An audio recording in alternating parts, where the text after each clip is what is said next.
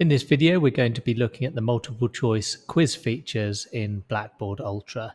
Now, when you think about multiple choice quizzes, you probably often think about online exams or quite lengthy quiz activities, which of course can be done in Blackboard, and I will take you through that.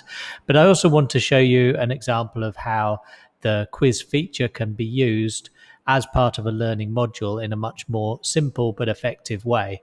So here we have a learning module called Introductions, and as a reminder, a learning module is a predefined sequence of content and learning activities. So we have a discussion, we have some text, we have another discussion, we have here a quick quiz.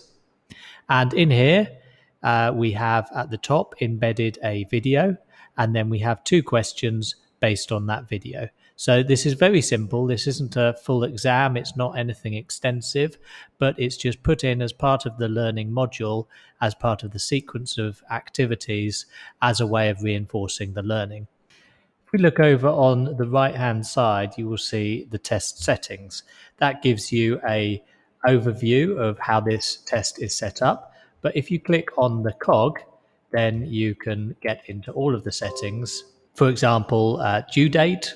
You've also got allow class conversation, which we've seen in the assignment video. This basically creates a discussion forum feature around this activity. If you're doing something that's a little more high stakes, like an online exam, you will probably like to use the randomized questions, randomized answers feature, so that students are not all getting exactly the same sequence as each other.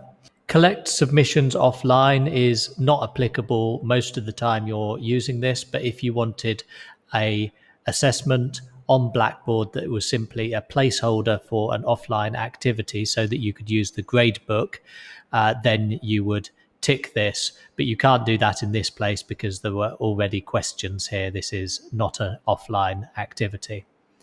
Then you can assign it a category. This one's test, but there's different categories that will all help define and organize your gradebook. You can set to a number of attempts allowed. Now, in this case, because this is a simple formative question,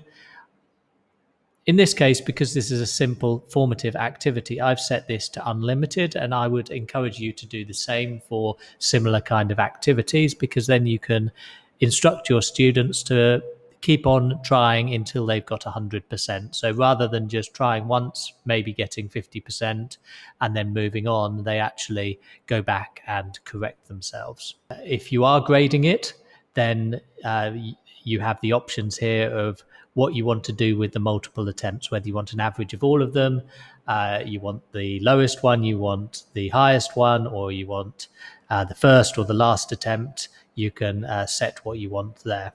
Then, of course, you've got the grading settings. You've got settings for anonymity and peer review and multiple graders.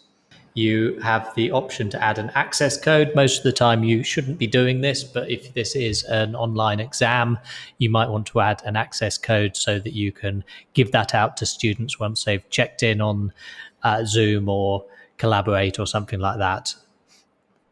Respondus lockdown browser. This is installed as a demo at the moment, and currently the university has not purchased it, so this might be going away, but this is a proctoring tool that monitors students' activity during the exams. But don't depend on that unless you've checked with IT whether that's going to stay or not.